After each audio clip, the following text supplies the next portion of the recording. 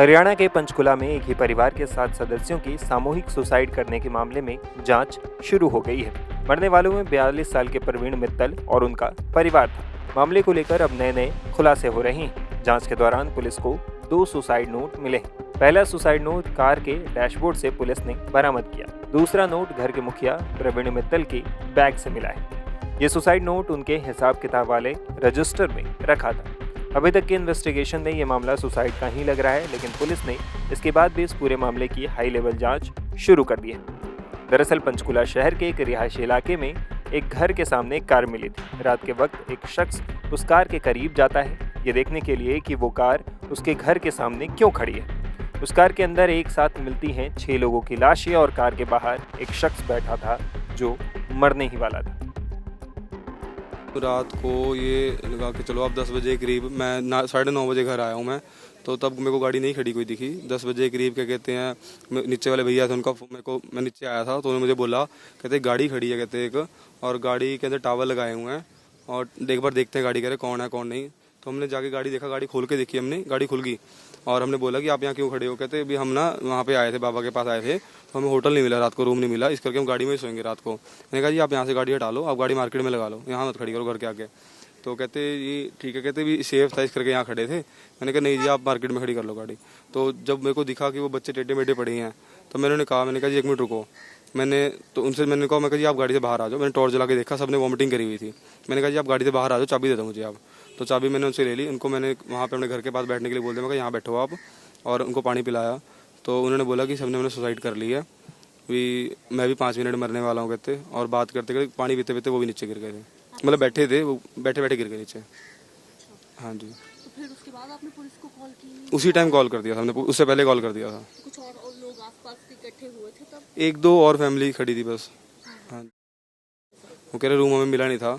कह रहे हम बैंक से परेशान है बहुत ज़्यादा, मतलब बैंक के हमें पैसे देने हैं बहुत ज़्यादा, इस करके हम नहीं कर पाए। कहते भाई हमारे पर कर्जा बहुत ज़्यादा है, हमारी रिलेटिव बहुत अमीर है, मेरी किसी ने मदद नहीं करी। कहते हैं तो जब आपसे बात हो रही थी तब वो जहर पी चुके थे? उन्होंने पी लिया था जी, क्योंकि उसके बाद ही गिरे। वो कह रहे थे 5 मिनट में मरने वाला हूँ कहते मैं भी। और जो बच्चे वगैरह हैं या जो अंदर थे वो तब आपको लग रहा है कि वो जीवित? नहीं, तब मर चुके सारे जी, कोई जीवित नहीं था, क्योंकि वो गिरे ही ऐसे हुए जैसे कि कहते हैं किसी ने सामान रखा हो। मेरे को यही लगा कि वो कपड़े पड़े हैं शायद, क्योंकि किसी का मुंह नहीं, किसी की बाजू कुछ नहीं दिख रहा था। मुझे लगा कपड़े पड़े हैं। जब मैंने टॉर्च जला के बिल्कुल ध्यान से देखा, हिलाया सबको, तब पता लगा भी सारे इंसान पड़े हैं। ऐसा लगा मेरे को। एक दूसरे के ऊपर करी हुई थी वॉमिट। तो मेरे को तो पुलिस वाले उस टाइम आ गए थे। मैंने कहा था मगर जी मैं गाड़ी इनके चला के हॉस्पिटल तक छोड़ देता, उनको बचा लो, क्या पता बच जाएंगे।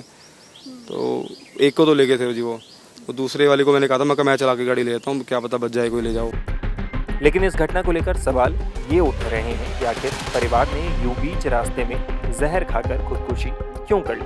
पता चला है कि ये पूरा परिवार पंचकुला में बाबा बागेश्वर धाम की कथा सुनने पहुंचा था और वहीं से वापस लौट रहा था। मीडिया रिपोर्ट्स के मुताबिक सुसाइड नोट में प्रवीण मित्तल ने लिखा था कि वो बैंकरप्ट हो चुका है, उस पर बहुत कर्ज है और कोई उम्मीद भी नहीं दिखाई दे रही है, इसलिए वो अपने परिवार के साथ जान दे रहा है। उसने सुसाइड नोट में अपने ससुर पर कोई कार्रवाई न करने की बात भी लिखी थी और कहा था कि उनकी लाशों का अंतिम संस्कार करने की जिम्मेदारी उनके भांजे को दे दी जाए। रिपोर्ट्स के मुताबिक प्रवीण देहरादून में टूर एंड ट्रेवल्स का काम करते थे, खुद एक टैक्सी भी चलाते थे और यहाँ अपने पूरे परिवार के साथ बाबा बागेश्वर धाम की कथा सुनने के लिए पहुंचे थे, जहाँ से वापस लौटते वक्त उन्होंने कार में ही जहर खाकर खुदकुशी करने का फैसला कर लिया। कुछ साल पहले तक ये परिवार देहरादून में ही रहता था, लेकिन इन दिनों ये पंचकुला शिफ्ट हो चुका था। रिश्तेदारों ने भी बताया है कि प्रवीण मित्तल पर करोड़ों रुपए का कर्ज था।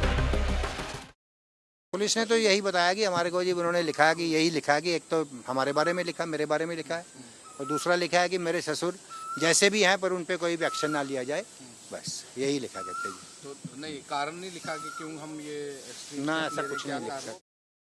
कर्जा सर, कर्जा अब कुछ नहीं था। कर्जा तब तक होता है जब तक अपने पास कुछ है देने को कुछ है। अब बैंक वालों ने भी जो प्रॉपर्टी मर्ज कर ली थी, सारी गाड़ियां थी, ये सब कुछ भी लेके नहीं गए। देहरादून आज से 10 साल पहले ये देहरादून गए थे। ये अपना फ्लैट, जिनके 2 फ्लैट थे वो भी खुला छोड़ के गए थे।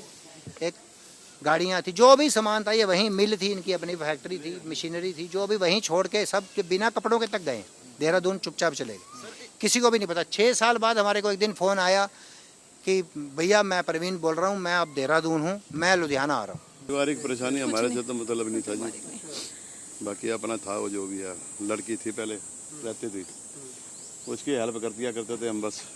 परेशानी क्या था, परेशान तो थे ही वे, पैसा पूसा कहीं ले रखा होगा ब्याज बूझ पे बस। अब देखो हम तो जितनी हेल्प करनी थी उतनी हेल्प करते रहे। हाँ जी, पहले 15 में रहते थे, 20 में उनका फ्लैट था अपना। उत्तराखंड का क्या कनेक्शन? उत्तराखंड तो ये भागे थे, गए थे उत्तराखंड कई साल, कर्जा हो गया था। हाँ जी हाँ जी हाँ जी।